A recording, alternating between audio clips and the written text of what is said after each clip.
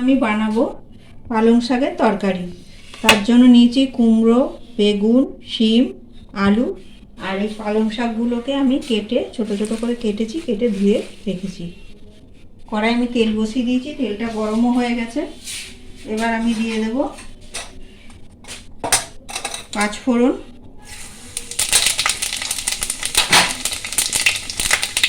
গ্যাসটা কমিয়ে দিচ্ছি। এবার আমি সব সবজিগুলো এক এক করে দেব। প্রথমে আলু দিলাম,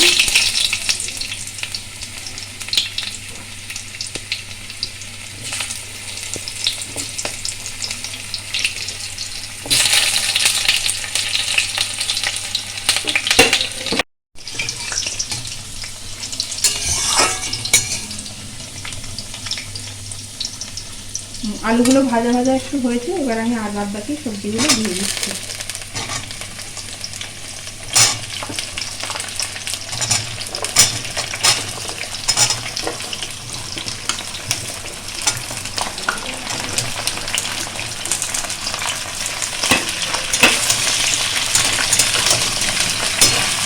এবার সবজিগুলোকে আমি একটু ভাজা ভাজা করে নেব।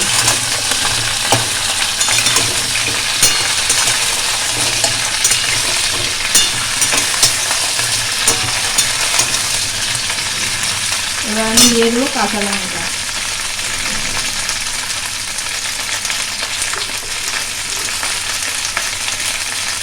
কাঁচা লঙ্কাগুলো আমি একটু চিড়ে দিচ্ছি।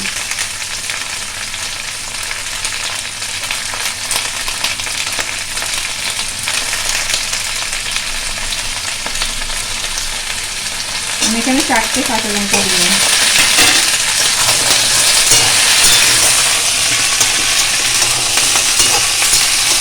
সবজিগুলো একটু ভাজা ভাজা হলে তবে আমি বাকি মশলা দেবো।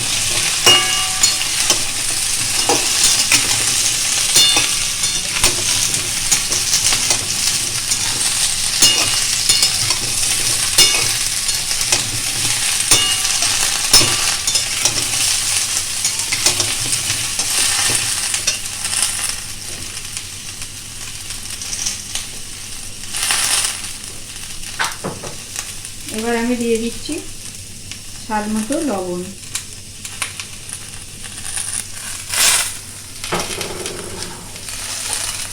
আর দিয়ে দিচ্ছি হলুদ গুঁড়ো।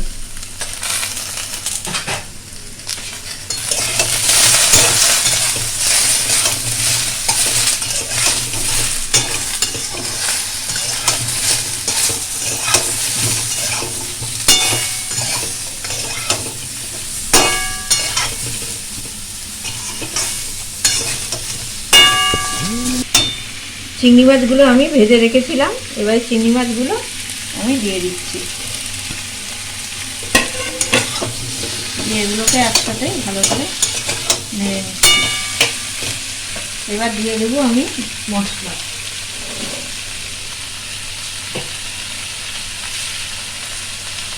দিয়ে দিচ্ছি আদা বাটা,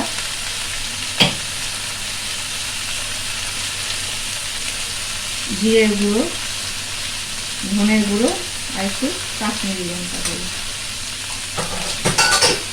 এবার এগুলোকে আমি ভালো করে কষে নেব।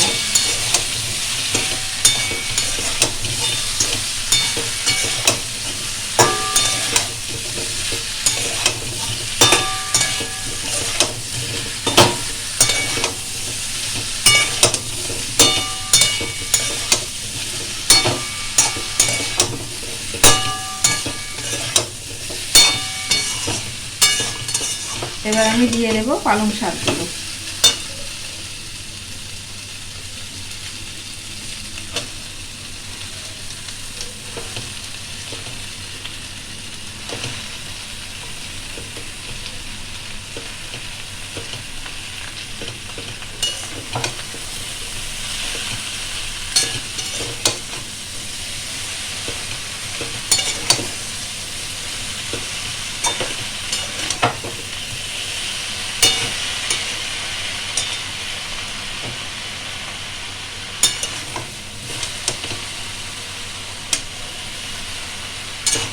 পালং শাক আর এই সবজিগুলো সব একসাথে ভালো করে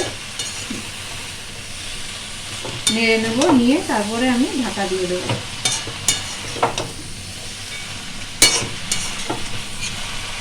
পালং শাকে যেহেতু জল বেরোয় সেজন্য এতে জল না দিলেও হবে।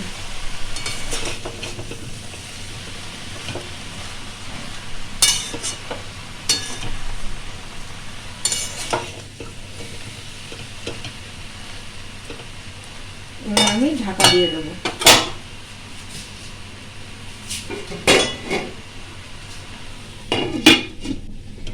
হয়ে গেলে আমি ফিরে আসছি। এটা আমার হয়ে গেছে, আমি এবার ঢাকনাটাকে নামিয়ে নিচ্ছি।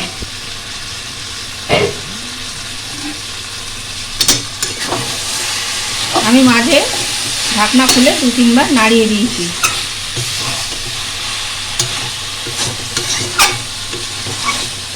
হয়ে গেছে আমার পালং শাক, চিংড়ি মাছ দিয়ে পালং শাক।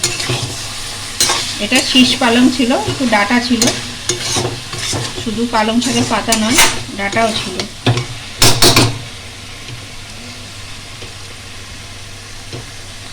সিদ্ধ হয়ে গেছে, আমি এবার নামিয়ে দিচ্ছি। কেউ যদি চিনি খেতে চায় চিনি দেবেন একটু, আমি এখানে চিনি দিলাম না।